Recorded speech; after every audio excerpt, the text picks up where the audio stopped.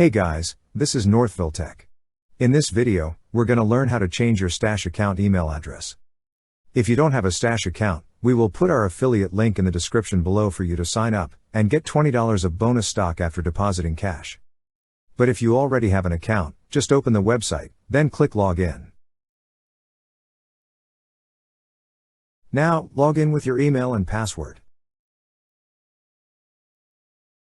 Once you're logged in, you will see a profile icon at the top right side of the screen. Click on the profile icon. On this page, you will see several options on the left side menu. Click on the option that says Email, Phone and Security. On this page, you will see a section from which you can change your email address.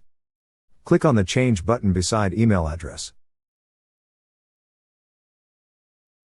Now, remove your current email address. Then type the new email address you wish to use. After entering, click on the Save button. That's how you change your Stash account email address. Thank you so much guys for watching, and if you have not yet subscribed to our YouTube channel, please subscribe to our YouTube channel as we create tech videos related to financial apps almost every day.